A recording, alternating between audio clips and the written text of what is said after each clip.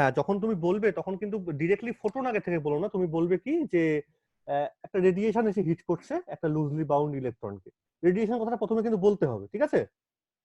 হ্যাঁ এটা না বললে তো হয় না। তুমি তাহলে প্রথমেই ফোটন ধরে নিলে কেন, ফট করে লোকে জিজ্ঞেস করতেই পারে। এটা সিম্পলি অ্যান এক্স রেডিয়েশন, যেটা কম্পটন এক্সপেরিমেন্ট করেছিল, সেটা এসে হিট করছে। হিট করলে কি দেখা যাচ্ছিল যে হিসাব মতো হিট করলে পরে আমার আয়দার ভেতরে হয় অ্যাবজর্ব হয়ে যাবে আর না হলে স্ক্যাটার হবে, বা দুটোই হতে পারে। এটা তো আমার হ্যাঁ বেসিক জিনিসপত্র। আর ক্লাসিক্যাল হ্যাঁ ফিজিক্স কি বলছে যে দেখো যেটা ভেতরে অ্যাবজর্ব হয়ে যাচ্ছে তুমি তো সেটাকে আর বুঝতে পারবে না, যদি স্ক্যাটারিংটা হয়। যদি মানে ভগবানের আশীর্বাদে স্ক্যাটারিং হয়ে যায়, তাহলে আমি কি বুঝতে পারবো যে স্ক্যাটারিংটা ক্লাসিক্যাল থিওরি অনুযায়ী কি হবে। মানে অ্যাকচুয়ালি ক্লাসিক্যাল থিওরি কি বলছে যে কোনো একটা রেডিয়েশন যার ফ্রিকোয়েন্সি নিউ বা ওয়েভলেন্থ ল্যামডা, সেটা যখন কোনো একটা এই ইলেকট্রনই বলো বা চার্জ পার্টিকেল উপর পড়ছে, তুমি তো এখানে কি নিয়েছিলাম, একটা গ্রাফাইট ফয়েল নিয়েছিলাম। তা যখন এর ওপর এসে পড়বে তখন এর মধ্যে যে ইলেকট্রনটা আছে সেই গ্রাফাইটটা বেসিক্যালি কার্বন অ্যাটম। তো if you consider the electronic arrangement of carbon, the outermost shell electron is actually loosely bound electron. সেটা কিন্তু প্র্যাকটিক্যালি মানে এনার্জিটা ক্যালকুলেট করলেই বোঝা যাবে কেমিস্ট্রির দিক থেকে বললে পরে। এই জন্য গ্রাফাইট ফয়েলটা প্রথমে ইউজ করা হয়েছিল to get that condition to be fulfilled, loosely bound ইলেকট্রনের কন্ডিশনটা ফুলফিল করার জন্য। যাই হোক না কেন, করলে পরে যদি স্ক্যাটারিংটা হয় তাহলে পড়ছে তো এক্স রে, স্ক্যাটার্ড হয়ে যদি এক্স রেটা বেরোয়, আমি জানি না আদৌ বেরোবে কিনা। আমি শুধু একটা কি কাজ করতে পারি, তুমি শুধু এখানে যেটা করতে পারো সেটা হচ্ছে, ছবিটা নিশ্চয়ই মনে আছে, ধরলাম স্ক্যাটারিংটা এটা হচ্ছে আমার অরিজিনাল ডিরেকশনটা। এবার তুমি যে যদি স্ক্যাটার্ড হয়ে বেরোয়, এটা যদি আমার স্ক্যাটার ডিরেকশনটা হয়, 12টা। তুমি তো আর স্ক্যাটার ডিরেকশনে ওই এক্স রে তুমি তো চোখে দেখতে পারবে না। তোমাকে বুঝতে গেলে তোমাকে এখানে একটা ক্রিস্টালকে রাখতে হবে। এটা হচ্ছে আসল কথা।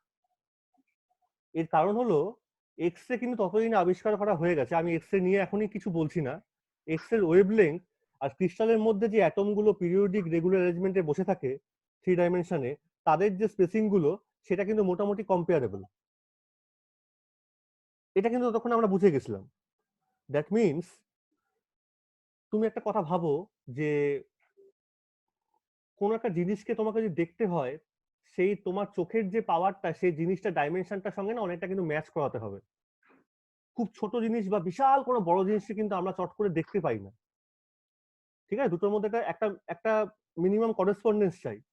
এই জন্য এক্স রে কে যদি দেখতে হয় তাহলে ক্রিস্টাল ছাড়া এক্স রে কে দেখা খুব মুশকিল, সেটা আমরা ধরতে পারবো না, ডিটেকশন করতে পারবো না। তো এখানে কি হতে পারে, এখানে ক্রিস্টাল থেকে বেরিয়ে যেটা হতে পারে সেটা হচ্ছে, আমি রেখেছি ক্রিস্টালটাকে এইভাবে, আমি এইভাবে সেটটা ছবিটা আমি আঁকতে পারবো না, আমি ধরো এইভাবে পুট করেছি ক্রিস্টালটাকে। এ বেরিয়ে আসলো। এবার বেরিয়ে আসলে তুমি এইখানে আর একটা ডিটেক্টরকে রাখবে ঠিক এই ক্রিস্টালটার সঙ্গে সেম লাইনের মধ্যে। ডিটেক্টর মানে এটা একটা সিন্টিলেশন ডিটেক্টর, সেটা নিয়ে আমি এখনই এবার বলতে পারবো না কিছু, কারণ আবার তাহলে অন্য টপিক হয়ে যাবে। এর কাজটা হলো এর মধ্যে কিছু রেডিও অ্যাক্টিভ এলিমেন্ট থাকে, ওর ওপর যদি কোনো রকম হাই এনার্জি কিছু এসে পড়ে তখন রেডিও অ্যাক্টিভ এলিমেন্ট থেকে স্পার্কিং তৈরি হতে পারে। সেই স্পার্কিং গুলো আমরা মেজার করতাম বা মেজার করা হয়েছিল কম্পটন যখন মেজার করেছিল। ও ইন্টারেস্টিংলি কি করেছিল যে ক্রিস্টালটাকে বিভিন্ন, তার মানে এই অ্যাঙ্গেলটা, আমরা কোন অ্যাঙ্গেলটা বার করছিলাম, দিস ইজ দ্য অ্যাঙ্গেল, হচ্ছে আমার সেই স্ক্যাটারিং অ্যাঙ্গেলটা। এখন ও কি করেছিল, ক্রিস্টালটা বা ডিটেক্টর, আসতে আওয়াজ হচ্ছে খুব বেশি, ক্রিস্টাল বা ডিটেক্টরটাকে ও বিভিন্ন পজিশনে আরবিট্রারিলি ঘোরাচ্ছিল। এই কারণে, কারণ ক্লাসিক্যাল থিওরি বলছে যে যদি কোনো ইলেকট্রোম্যাগনেটিক রেডিয়েশন কোনো একটা চার্জ পার্টিকেলের উপর এসে পড়ে তাহলে কি হয়। আমি আগের দিন ডিসকাস এটা করেছিলাম, কেউ বলতে পারবে ক্লাসিক্যাল থিওরি কি বলে?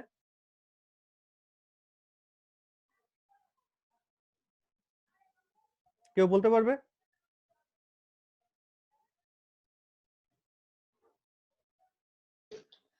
স্যার সব অ্যাঙ্গেলে স্ক্যাটারিং হবে আর ইকুয়াল ফ্রিকোয়েন্সি, হ্যাঁ, তার মানে সেম ফ্রিকোয়েন্সি। এই যে আমার কাছে গ্রাফাইট ফয়েলটা আছে তার মধ্যে যদি চার্জ পার্টিকেল আমি ধরে নিই ইলেকট্রনটাই আছে, কারণ প্রোটন তো একদম নিউক্লিয়াসের মধ্যে bound are very heavy particle, তাই ইলেকট্রনকে এই ইনসিডেন্ট রেডিয়েশনটা একটু হলেও নাড়াতে পারবে, মানে অসিলেট করে দিতে পারবে, অ্যাক্সেলারেট করতে পারবে।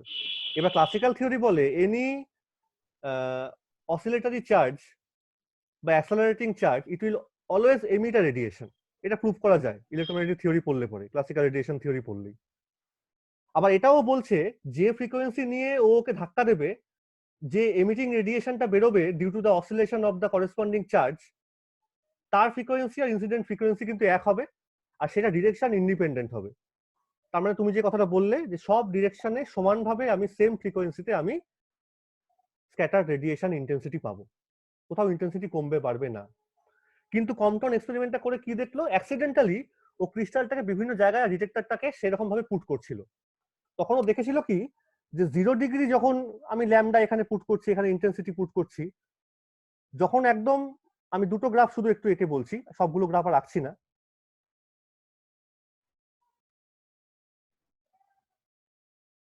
ওয়েভলেন্থ পুট করছো এই সাইডটা দিয়ে, তখন তুমি দেখা গেল যে এইটা ধরে নাও থিটা হচ্ছে 0 ডিগ্রি আর এটা হচ্ছে থিটা হচ্ছে 45 ডিগ্রি। থিটা 0 ডিগ্রিতেও একটাই পিক পেলো, পিক পাওয়া মানে এখানে একটা চার্জ স্পার্কিং মতো হলো ডিটেক্টরটার মধ্যে। কিন্তু যেই ক্রিস্টালটাকে একটু সরিয়ে দিলাম, সঙ্গে সঙ্গে থিটা যখন 45 ডিগ্রি, তখন দেখো দুখানা স্পার্ক হচ্ছে। আর দুখানা স্পার্ক মজার ব্যাপার, প্রথম স্পার্কের ইন্টেন্সিটিটা একটু কম, পরেরটা তার থেকে আর একটু বেশি। আর শুধু তাই না, দুটোর মধ্যে কিন্তু ওয়েভলেন্থ সেম হচ্ছে না। দ্যাট মিনস প্রথমটার ওয়েভলেন্থটা মেজার করলে পরে দেখা যাবে সে ওয়েভলেন্থটা is equal to the incident wavelength, পরেরটার সঙ্গে একটু শিফট হয়ে পরের ওয়েভলেন্থটা তার সঙ্গে ম্যাচ নেই আর। এই জিনিসগুলো সবাইকে ভাবালো। এবং শুধু থিটা 45 ডিগ্রিতে না, after measuring the intensity at different position like theta 90 degree and theta 135 degree, এই চারটে পজিশনে মোটামুটি মেজারমেন্টটা করা হয়েছিল। সব জায়গায় দেখা যাচ্ছে এই ল্যামডাটা মানে ইনসিডেন্ট যে রেডিয়েশনটা, সেটা যদি আমি এখানে একটুও পেতে পারি, তার ইন্টেন্সিটি আস্তে আস্তে কমতে থাকছে। আর অন্য একটা রেডিয়েশন পাচ্ছি যার ইন্টেন্সিটি আস্তে আস্তে বাড়তে থাকছে। তুই ভালো করে ছবিটা বাড়িতে ভালো করে দেখবে, বইটা দেখে গিয়ে, এটা আস্তে আস্তে কমবে, এটা আস্তে আস্তে বাড়বে, আর দুটো কিন্তু সেম লাইনে থাকবে না। ঠিক আছে, এই জিনিসটা বুঝতে পারছ তো, কি প্র্যাকটিক্যাল এক্সপেরিমেন্টটা করা হয়েছিল? হ্যালো, এটা বুঝে গেছো নিশ্চয়ই? হ্যাঁ স্যার। আর এবার একটা কথা তুমি বলতেই পারো যে স্যার অন্য অ্যাঙ্গেলে নিচ্ছিলাম না কেন, কারণ মুশকিলটা হচ্ছে 135-এর পর তুমি যদি ধরে নাও যে আমি 180-তে গিয়েও করবো, 180 মানে কিন্তু তুমি থিটাটাকে ঘুরিয়ে নিয়ে এসে একদম ইনসিডেন্ট ডিরেকশনে চলে আসছো, তাই না? 180 মানে, তাই তো? হ্যাঁ। এখন মুশকিল হচ্ছে যদি তুমি 180 অ্যাঙ্গেল ডিগ্রিতে ঘুরিয়ে ভাবো যে ওইখানেও তুমি রেডিয়েশন পাবে, সেটা পাওয়া একটু মুশকিল। কারণ কি, সেইখানে কিন্তু ইনসিডেন্ট বিমটার ইটসেলফ একটা এফেক্ট চলে আসতে পারে। কারণ একটা বিম এসে তো এখানে পড়ছে, তো আর তুমি পার্টিকেল হিসেবে ভাববে না, একটা ওয়েভ হিসেবে ভাবছো আপাতত যখন আসছে। তা তুমি যদি এখন ক্রিস্টালটাকে ঘুরিয়ে নিয়ে এখানে বসিয়ে দাও, তখন কিন্তু বিমটা গ্রাফাইট ফয়েলটাকেও যেমন ধাক্কা মারছে, ক্রিস্টালটাকে কিন্তু ইটসেলফ এসে ধাক্কা মারতে পারে। মানে স্ক্যাটারিং এফেক্টটা তুমি এখানে বুঝবে কি করে, তুমি তখন এখানে নিয়ে চলে আসছো। তা তোমাকে তো স্ক্যাটারিং এফেক্টটা বুঝতে হবে, তোমাকে তো ইনসিডেন্ট এফেক্টটা তো বুঝে আমার লাভ নেই। এই জন্য থিটা ইকুয়াল টু 135 অব্দি মোটামুটি স্ক্যাটারিং এফেক্টটাকে বোঝা যায়। তুমি তারপরে যদি বেশি নিয়ে আসো, অর্থাৎ এই অ্যাঙ্গেলটাকে ঘুরিয়ে ঘুরিয়ে ঘুরিয়ে তুমি এখানে ভাবছো এখানে কিছু পেতে পারো না, ওইখানে কিন্তু ইন্টেন্সিটি এত কম হবে যে সেটা ডিটেক্ট করা খুব মুশকিল। আর কিছু না, অ্যাকসেপ্টেবল হবে, 180তেও ফিজিক্যালি অ্যাকসেপ্টেবল ঘটনা হতেই পারে, but detection is very difficult. ঠিক আছে, এই জন্য চারটে অ্যাঙ্গেলে ডিটেকশনটা মোটামুটি করা গিয়েছিল। তো এবার তাহলে দুটো জায়গাতে আমার প্রবলেম হচ্ছে ক্লাসিক্যাল থিওরি অনুযায়ী। ক্লাসিক্যাল রেডিয়েশন যেটা একটু আগেই বলছিলে যে সব অ্যাঙ্গেল ইন্ডিপেন্ডেন্ট হবে, সব জায়গায় সেম ইন্টেন্সিটি পাবো, তা পাচ্ছি না, সেটা অ্যাঙ্গেল ডিপেন্ডেন্ট হচ্ছে। আর তার সঙ্গে সঙ্গে আমি দেখলাম যে আউটগোয়িং যে রেডিয়েশনটা, স্ক্যাটার্ন রেডিয়েশন যেটাকে আমি বলছি, মানে তাকে আমি যদি নিউ ড্যাশ বা ল্যামডা ড্যাশ দিয়ে রিপ্রেজেন্ট করি, that is certainly not equal to new and lambda. তার মানে এই দুটোর মধ্যে কিন্তু একটা গ্যাপ থেকে যাচ্ছে। অর ইন আদার ওয়ার্ডস, তুমি কিন্তু এই ডিটেক্টরটার মধ্যে দুটোকে ডিটেক্ট করতে পারছো আলাদা করে। কারণ পুরোপুরি একটা ওয়েভ যখন পড়ছে পুরোপুরি স্ক্যাটার্ড হচ্ছে না, তার কিছু পার্ট তুমি এখানে পাচ্ছই, তার সঙ্গে সঙ্গে যেটুকুন পার্ট স্ক্যাটার্ড হচ্ছে সেই পার্টটা তুমি পেয়ে গেছো আলাদাভাবে, সেটা কিন্তু ওর সঙ্গে ম্যাচ করে যায়নি। বুঝতে পারছো কি বলতে চাইছি? এটা হচ্ছে আসল কথা। তাহলে এখন দেখা গেল যে এই যে রেডিয়েশনটা, যেখানে যদি নিউ আর নিউ ড্যাশটা একই হতো আর কোনো রকম ফ্রিকোয়েন্সি শিফটিং না হতো, আর সব জায়গায় আমি যদি সেম ইন্টেন্সিটি পেতাম, তাহলে আমি সেই স্ক্যাটারিংটাকে বলতাম কি ক্লাসিক্যাল স্ক্যাটারিং, বা এটাকে ভালোভাবে বলা হয় কি রেলে স্ক্যাটারিং। সেটা আর পেলাম না, তার মানে আমাকে এখন নতুন ভাবে ভাবতে হবে। নতুন ভাবে ভাবতে গেলে পরে ততক্ষণে আমি বলে ফেলেছি যে অলরেডি প্ল্যাঙ্কস রেডিয়েশন ল হয়ে গেছে বের করা, অলরেডি ফটোইলেকট্রিক এফেক্ট ডিসকাস করা হয়ে গেছে, but with photoelectric effect with UV radiation দিয়ে বলা হয়েছিল, সেখানে এটাই সাফিসিয়েন্ট ছিল। এবার আমি একটু হাই রেডিয়েশন ফেলছি X ray, which is also in the zone of electromagnetic radiation but with a high frequency domain। তখন এই সময় কম্পটন আর একজন লোক একটু কাজ করেছিল, ডিবাই, নাম না বললে খুব বাজে হবে, কিন্তু কম্পটন যেহেতু এক্সপেরিমেন্টটাও করেছিল, থিওরি দুটোই বলেছিল, ওই জন্য এফেক্টটাকে কম্পটন এফেক্টই বলা হয়। তারা বলে যে আর কোনো উপায় নেই, you can't consider this is as a classical scattering. তার বদলে আমাকে কি ভাবতে হবে, যে অ্যাকচুয়ালি যদি ওয়েভ এখানে এসেও থাকে, এক্স রেডিয়েশন এখানে এসেও থাকে, it will interact with the material ইনসাইডে। কি হচ্ছে ইন্টারাকশনটা হচ্ছে কি করে, অ্যাজ এ পার্টিকেল ইন্টারাকশন। তোমাকে ধরতেই হবে, তাছাড়া আর কোনো তুমি অল্টারনেটিভ কিছু পাওয়া যাচ্ছে না এটা এক্সপ্লেন করার জন্য। আর যদি পার্টিকেল ইন্টারাকশন ধরতেই হয়, আমি আগের দিন এগুলো তাহলে একটু সামারাইজ করে দিচ্ছি। তাই তখন লোকে বলল যে সে একইভাবে যে রেডিয়েশনটা কি করে যাচ্ছে, as a collection of bundles of energy, যাকে আইনস্টাইন নাম দিয়েছিল ফোটন। সেই ফোটনটা আইনস্টাইন ওখানে বলেছিল ইউভি ফোটন, আর আমরা এখানে তাহলে এবার থেকে বলবো এক্স রে ফোটন। যদি ওয়েভ থাকে তাহলে বলতাম এক্স রে ওয়েভ, কিন্তু যদি ওয়েভ দিয়ে তো আমি এক্সপ্লেন করতে পারবো না, আমাকে পার্টিকেল নেচার দিয়ে এক্সপ্লেন করতে হবে, তাই আমাকে বলতে হবে এখানে ফোটন ক্যারেক্টারটা। অর্থাৎ এখানে একটা বিলিয়ার্ড বলের মতো জিনিস হবে, যে এখানে ফোটনটা এসে জাস্ট বলের সঙ্গে বল একটা ধাক্কা মারবে, এমন ভাবে যে কাজটা হবে। ধাক্কা মারলে পরে কি হবে, ইলেকট্রনটা কিছুটা এনার্জি নিয়ে বেরিয়ে যাবে, আর ওই যে বলটা ধাক্কা মারলো সেটাও কিছুটা এনার্জি নিয়ে অন্যদিকে বেরিয়ে গেল। এবার আমরা জানি যে আইনস্টাইন এটা বলেছিল যে যে ফোটন যে রেডিয়েশনটা পড়ছে তার ফ্রিকোয়েন্সি যদি নিউ হয়, তাহলে এনার্জি হয় হচ্ছে এইচ নিউ। রেডিয়েশনটার ফ্রিকোয়েন্সি নিউ, করেসপন্ডিং ফোটনটা এনার্জি হচ্ছে এইচ নিউ, পার্টিকেল নেচারটা এনার্জি হচ্ছে এইচ নিউ, তাহলে এইখানটা বেরোবে হচ্ছে নিউ ড্যাশ। অথবা তুমি বলতে পারো যদি ওয়েভলেন্থটা ল্যামডা হয়, তাহলে corresponding wavelength scattered wavelength lambda dash, যেখানে আমরা জানি হচ্ছে ল্যামডা ইজ নাথিং বাট কত হয় রে, nu by C, C by nu, বা nu dash equal to C by nu, lambda dash equal to C by nu dash.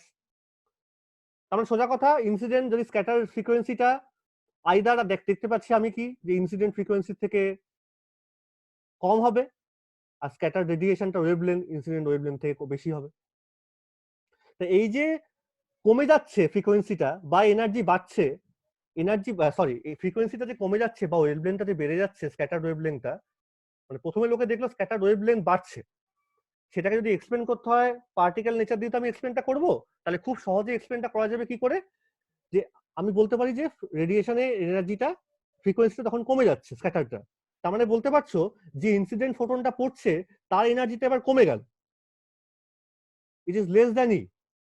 তার মানে বলছে এনার্জি কমে যাওয়া মানে হচ্ছে কিছু এনার্জি নিশ্চয়ই ও এই যে ইলেকট্রনটা এখানে থাকবে গ্রাফাইট ফয়েলটার মধ্যে, তাকে কিছু এনার্জিও সাপ্লাই করে দিচ্ছে, যার ফলে ইলেকট্রনটা সেই এনার্জিটা নিয়ে কিছুটা হলেও বেরিয়ে যাবে কাইনেটিক এনার্জি হিসেবে, যাকে আমি বলবো রিকয়েলিং ইলেকট্রন, বেরিয়ে যাওয়াটাকে রিকয়েল বলি। আর বাকি পার্টটা তুমি এবার দেখবে হচ্ছে এই ডিটেক্টরটার মধ্যে। এই প্রপোজিশনটা বা প্রেসক্রিপশনটা প্রপোজ করলো হচ্ছে কম্পটন, ডিবাই এরা। তাহলে যদি ক্যালকুলেশনটা করতে হয়, আমি দেখতে পাচ্ছি যে it is this whole phenomena is nothing but is a collision process between like দুটো পার্টিকেলের মধ্যে ধাক্কাধাক্কি চলছে। এবার কলিশন বলতে গেলে আমরা ছোটবেলাতে পড়েছি কলিশন অনেক রকম হতে পারে, ইলাস্টিক কলিশন, ইনইলাস্টিক কলিশন। এটাকে আমি বলবো বা ওরা ধরে নিয়েছিল this collision process is elastic process. যার মানে কি, ইলাস্টিক কলিশন মানে কি, তার ক্রাইটেরিয়াটা কি বলো?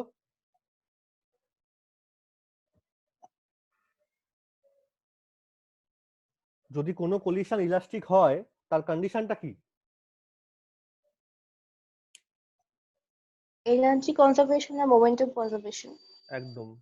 তাহলে ওই ছবিটা আবার যদি আমাকে আঁকতে হয়, এনার্জি কনজারভেশন, মোমেন্টাম কনজারভেশন, এবার তাহলে তোমরা একটু হাতে আরেকবার এঁকে ফেলো তো, আছে খাতাটা হাতের কাছে? আছে কি? হ্যাঁ স্যার। বা করেছিলে বাড়িতে একবার? আমি কিন্তু একবার করতে বলেছিলাম, এটা আগের দিনই বলে দিলাম যে আমি এক্স আর ওয়াই অ্যাক্সিস আঁকছি, এখানটা এখানে ইলেকট্রনটা বসে আছে, ইলেকট্রনটাকে আমি রেস্ট ধরে নিয়েছি বা বাউন্ড, লুজলি বাউন্ড ধরেছি এই কারণেই যে যে ফোটনটা পড়ছে, সৌভিক একটু আগে বললো, তার এনার্জিটা এত হাই এক্স রে ফোটনের, তার রেসপেক্টে ইলেকট্রনটা মোটামুটি রেস্টে আছে ধরে নিতে পারি আমি, এবং লুজলি বাউন্ড, যাতে ওকে গিয়ে সরাসরি ধাক্কা মারবে টোটাল অ্যাটমটার সঙ্গে ওর কোনো রকম এফেক্ট আর হবে না, এভাবে ধরে নিতে পারছি আমি। আর ওটা ফুলফিলমেন্ট কোথায় হচ্ছে? গ্রাফাইট ফয়েল, গ্রাফাইট নিলে পরে ইলেকট্রনিক কনফিগারেশনটা এমন, সে কেমিস্ট্রির দিকে আমি আর যাবো না, সেটা ফুলফিল হয়ে যাচ্ছে। তাহলে এক্স আর ওয়াই এখানটা আমি লিখছি, ইলেকট্রনটা এখানে বসে আছে, রেডিয়েশনটা আমি এইভাবে দেখাবো, নিউ আর ল্যামডা নিয়ে পড়ছে, নিউ বা ল্যামডা তুমি যাই কথা বলো না কেন, তার মানে এনার্জি নিয়ে এখানে পড়লো। এখন দেখো, তোমাকে যদি মোমেন্টাম কনজারভেশন করতে হয়, তাহলে তো তোমাকে ফোটনের মোমেন্টামটার কথা বলতে হবে।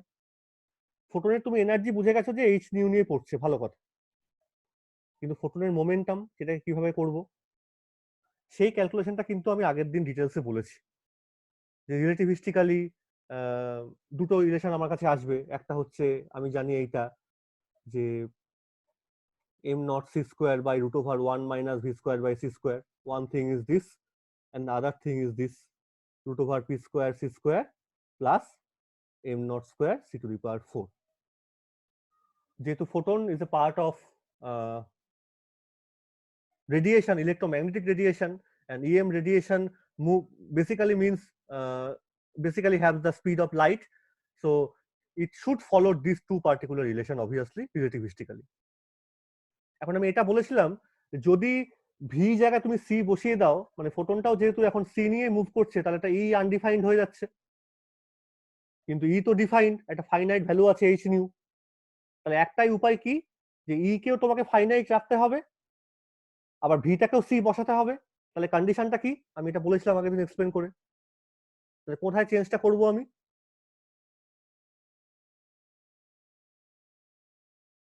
বলে ফেলো।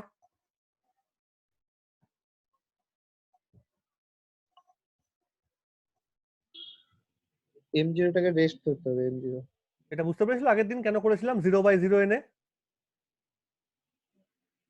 হ্যাঁ 0/0 ফাইনাইট হয়, কারণ ফাইনাইট finite। হয়, একদম সত্যি কথা, এটা সত্যি কথা একদম। তাহলে ওই একমাত্র উপায় হচ্ছে, এটা ইমপ্লাই করছে ওই দুটো কন্ডিশনকে যদি তুমি এক জায়গায় রাখো, তাহলে m0টাকে 0 ধরতেই হবে ফর ফোটন। তার মানে এবার থেকে আমি বলবো photon maybe has a particle like aspect, মন দিয়ে, পার্টিকেল লাইক ক্যারেক্টার আছে, ক্যারেক্টারটা একমাত্র আছে হচ্ছে in terms of energy and momentum. কিন্তু তাই বলে এটা ভাবাটা খুব ভুল হবে যে ওটা একটা সত্যিকারের পার্টিকেল আমাদের চারিদিকে দুনিয়ার মতো, যার একটা মাস আছে। না, মাস বলে কিন্তু ওর কিছু নেই। আর চুপচাপ বসে থাকলেও তার কোনো মাস তুমি এখানে বুঝতে পারবে না, মানে গ্রামে বা কিলোগ্রামে তার মাস কিন্তু তুমি মেজার করতে পারবো না। Photon has zero rest mass, simply. এই হচ্ছে প্রথম প্রপোজিশন। তার মানে সত্যিকারের অ্যাকচুয়াল পার্টিকেল হিসেবে ফোটনকে তুমি যদি দেখতে চাও, সেটা পাওয়া মুশকিল। এখানেও ওই কথাটা আবার আসবে, মানে ওই কাউকে দেখতে গেলে পরে না, সে তার ক্যারেক্টারটা এখানে বদলে ফেলছে, এই জন্য তুমি ফোটনকে দেখতে পাও না আসলে, ফিলোসফিক্যালি বলতে গেলে। যাই হোক, অত ডিপে আর ঢুকছি না আমি। তাহলে photon has a particle like character since it has an energy like H nu, momentum বার করবো একটু পরেই।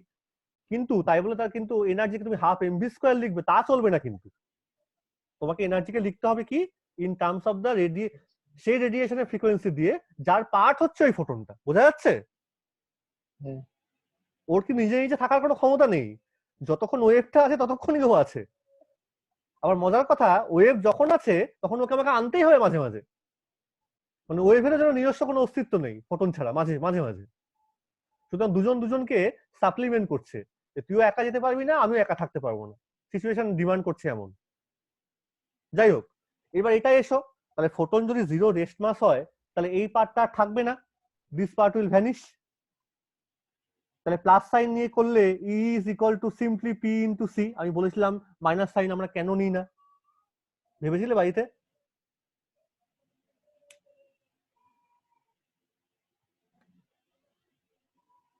আমরা মাইনাস সাইন কেন নিই না?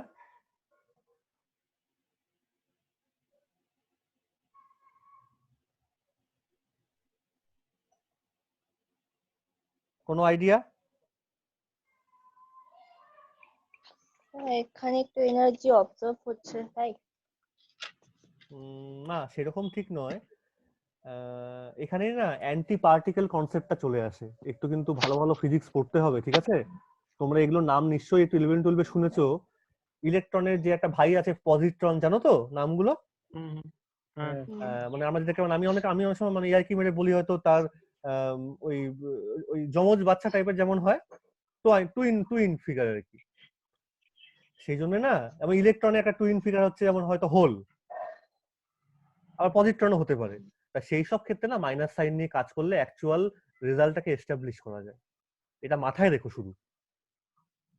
এনার্জি নেগেটিভ তার মানে কাইনেটিক এনার্জি নেগেটিভ অনেকে ঘাবড়ে যাবে না, একটা সময় চলে আসবে জিনিসটা, তখন লোকে দেখেছিল সত্যিকারে আসছে, তখন এক্সপ্লেন করতে গিয়ে লোকে অ্যান্টি পার্টিকেল বা অ্যান্টি ম্যাটারের কনসেপ্টটা নিয়ে এসেছিল। যাই হোক, সে কঠিন ব্যাপার, কিন্তু কঠিন না, ভাবা যেতে পারে। যাক, তাহলে আমরা প্লাস সাইন নিয়ে কাজ করব। অত জটিল জায়গায় গেলে মুশকিল, কারণ এটা দিয়ে এক্সপ্লেন করা যাচ্ছে। ফিজিক্স মানে মডেল, আমার কাছে যেটুকুন জিনিস পাবো সহজভাবে সেটা যদি এক্সপ্লেন করি কোনো ফেনোমেনাকে, দ্যাট ইজ ভেরি গুড। না করলে আমাকে অন্যভাবে নিয়ে কাজ করতে হবে। Anyway, so from this relation you can readily figure out that P is equal to E by C. E মানে h nu, so h nu by C, or since C equal to nu lambda, তার মানে তুমি বলতে পারো this is h by lambda।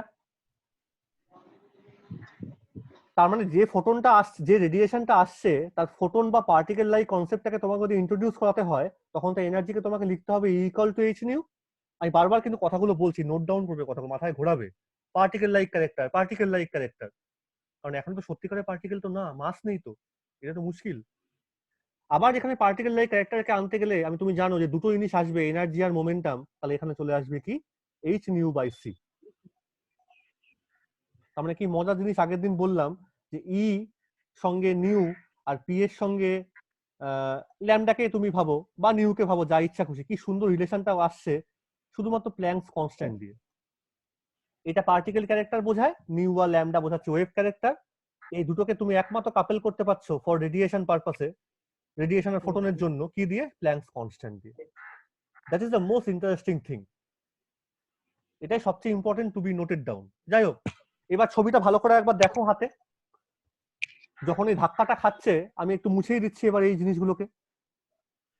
যদি এবার কলিশনটা হয় like particle particle collision, যেখানে আমি ধরে নেব এনার্জি কনজার্ভ আছে, মোমেন্টাম কনজার্ভ আছে, elastic type collision, simply classical কলিশনের মতোই, তাহলে মানে পুরোপুরি কিন্তু আমি ক্লাসিক্যাল জিনিসকে ছাড়বো না। আমি যেটুকুন পড়েছি ফিজিক্স 11 12 সেগুলো বাদ যাবে না, কিন্তু একটু মডিফিকেশন হচ্ছে, এটা শুধু আর কিছু না। তাহলে আবার এক্স এন্ড ওয়াই কি হবে? ইলেকট্রনটা রিকয়েল হয়ে ছুটে গেল, ইলেকট্রন, তাহলে এটা কাইনেটিক এনার্জি পাবে, কে ই লিখছি। এনার্জি পাওয়া মানে সে একটা মোমেন্টামও পাবে। আর এইদিকে এবার কে ছুটে যাবে, বাকি যে ফোটনটুকু থাকবে, যে এনার্জিটুকু ওকে দিয়ে দেওয়ার পর সেই স্ক্যাটার্ড ফোটনটা, তার মানে সে নিউ ড্যাশ, দুটোই ল্যামডা লিখে ফেলেছি এখানে, তাহলে এখানে নিউটা লিখে দিই। তো নিউ ড্যাশ ল্যামডা ড্যাশ নিয়ে যাবে, তার মানে নতুন এনার্জিটা তুমি ভাবো ই ড্যাশ আর পি ড্যাশ। তার মানে ই ড্যাশ মানে বুঝতেই পারছো এইচ নিউ ড্যাশ, আমি আর লিখলাম না ওখানটা, খাতায় লিখে ফেলো একটু। আর পি ড্যাশ মানে হচ্ছে এইচ বাই ল্যামডা ড্যাশ বা H nu dash by C. এবার তুমি ধরে নাও this angle is theta, that means this theta মানে হচ্ছে আমাদের সেই থিটাটা, that is the angle of scattering. আর এটাকে তোমার অঙ্ক করার জন্য একটু আমি ইউজ করছি, এটাকে অনেক সময় অ্যাঙ্গেল অফ রিকয়েলও বলা হয়, মানে ইনসিডেন্ট ডিরেকশনটার সঙ্গে কোন অ্যাঙ্গেলে ইলেকট্রনটা রিকয়েল হয়ে ছুটে চলে যাবে, বা এটা অঙ্কের পারপাসে ফাইটাকে আনছি। এবার আমি আর করছি না, একটু এবার সবাই হাতে খাতাটা বের করে করো বাবা, আগের দিন একটু করেও ছিলাম। প্রথমে এনার্জি কনজারভেশনটা অ্যাপ্লাই করো, সরি আগে মোমেন্টাম কনজারভেশন লেখো, তার জন্য দুটো কম্পোনেন্ট পাবো, এক্স ডিরেকশনে ওয়াই ডিরেকশনে। বলে আমাকে বলো, আমি শুনবো এবার একটু যে কি লিখলে তোমরা।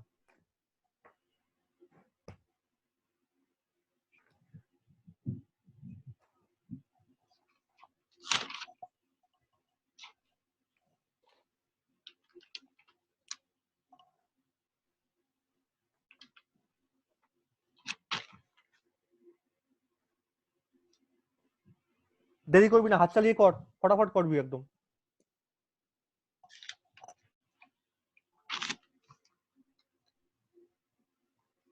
কিরে কৈলিকা, শোনা যাচ্ছে?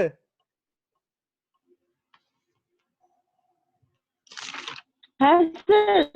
হ্যাঁ করে ফেল তাহলে।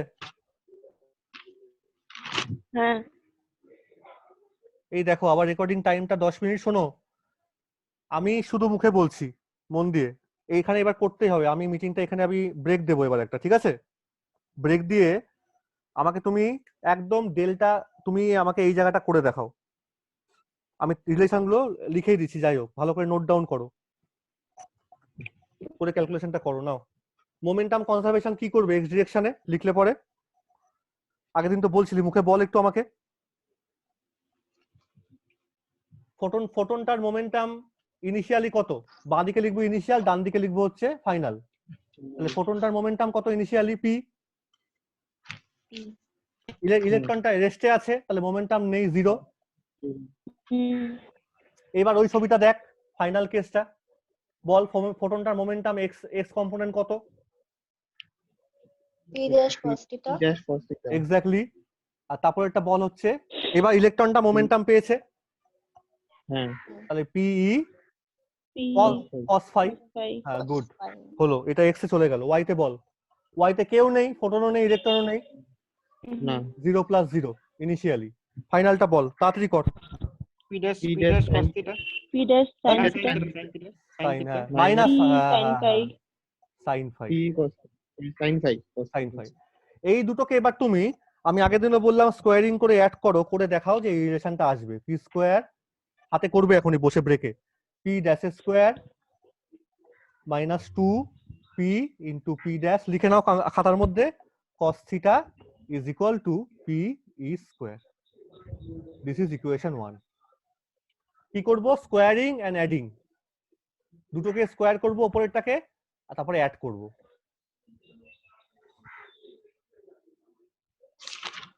এটা গেল হচ্ছে আমার মোমেন্টাম কনজারভেশন। এনার্জির জন্য আমাকে আর ছবিটার দরকার নেই, কারণ এনার্জির মধ্যে কোনো কম্পোনেন্ট নেই। এনার্জির মধ্যে কোনো কম্পোনেন্ট নেই, স্কেলার কোয়ান্টিটি, তাহলে অসুবিধাও নেই। তাহলে এবার আমি এনার্জি জিনিসটা লিখে ফেলি। কি আসে এনার্জিতে? যে এনার্জিটা নিয়ে ফোটন পড়ছে আর যেটা নিয়ে বেরিয়ে যাবে, তাদের যে ডিফারেন্সটা, সেটুকু এনার্জি কে পেয়েছে? ইলেকট্রনটা পেয়েছে। বোঝা যাচ্ছে? হ্যাঁ ব্যাস, তাহলে লিখে ফেললাম কেই। Simple logic. আবার তুমি জানো হচ্ছে ই মানে হচ্ছে, এই যে লিখেছিলাম ওটা মুছে গেছে হয়তো, ই মানে হচ্ছে পি ইন্টু সি, তার মানে ই ড্যাশ মানে হচ্ছে পি ড্যাশ ইন্টু সি। যখন নিচে কোনো ই ফি লিখবো না, সাবস্ক্রিপ্টে কিছু নেই, তার মানে এগুলো সব ফোটনের জন্য। নিচে সাবস্ক্রিপ্টে লিখলে সেটা ইলেকট্রন, তার মানে এখানে সি কমন নিলাম, P minus P dash is equal two কেই। এই একটা পেলাম। এক নম্বর, এটা এই এক নম্বরটা দিয়ে কিন্তু এটা লেখা হয়ে গেল নিচেরটা। হ্যাঁ আমি মুছে দিলাম, তাহলে এত রাখা রাখা যাচ্ছে না, মুছে দিচ্ছি। আচ্ছা, এবার everything the whole effect is relativistic effect, কারণ ভেতরে ইলেকট্রনটা হাই স্পিডে মুভ করতে পারে, মানে ট্রুলি ইলেকট্রনটা মানে মুভ, আমি ধরে নিচ্ছি রেস্টে আছে, সেটা হোক না কেন, কিন্তু রিলেটিভিস্টিক্যালি অ্যাকচুয়ালি যেহেতু মুভ করতে, সব ফেনোমেনা রিলেটিভিস্টিক ফেনোমেনা, তাই তোমায় কিন্তু এবার ইলেকট্রনটা এনার্জিটাকে লিখে ফেলতে হবে ঠিকঠাক ভাবে। কি করে লিখবো? যে আমরা কি জানি, এই জায়গাটা লিখে ফেলো, দেখি কিভাবে লিখবো বলো তো।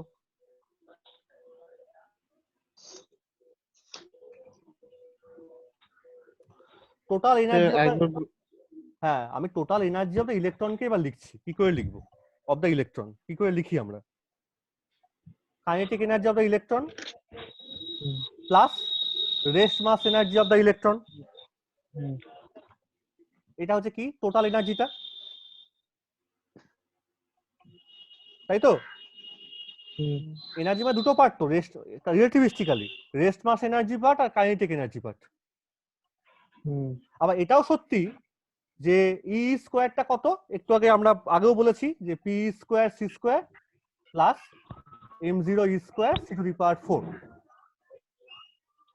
এটাও সত্যি, এটাও কিন্তু সত্যি।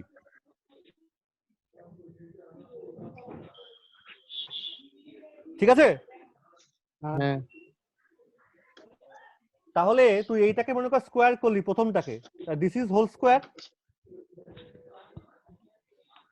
হ্যাঁ এই হোল স্কোয়ারটাকে ইকুয়েট কর এটার সঙ্গে, P square C square plus m0 square C to the power 4।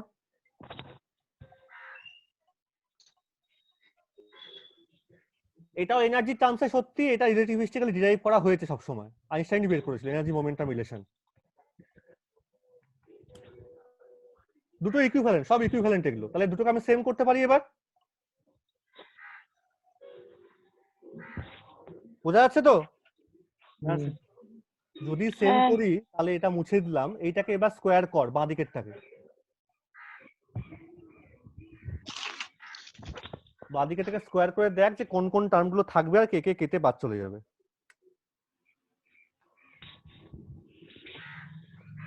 মানে তুমি আমি শুধু m0 square c to the power 4টা বাদ যাবে। হ্যাঁ, এইবার তুমি শুধু আমাকে এইটা করে দেখাও, এইটা ইউজ করো আর এই জিনিসটা ইউজ করো, সো দ্যাট তুমি এইটা পাচ্ছ লাস্টে।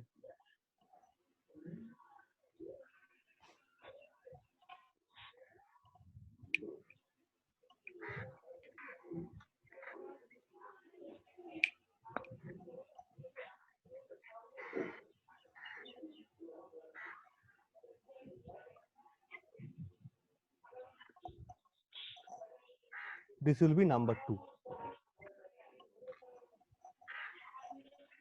জাস্ট তুমি এই জিনিসটাকে ইউজ করো, এই যে এখানে আমি টিক মার্ক দিয়ে রেখেছি, ইউজ দিস থিং। মানে কি করেছি আমি, সাবস্টিটিউট কেই, এইটাকে ভাঙার পর কেই জায়গায় এটাকে বসাও, বসিয়ে এটাকে ডিরাইভ করে দেখাও।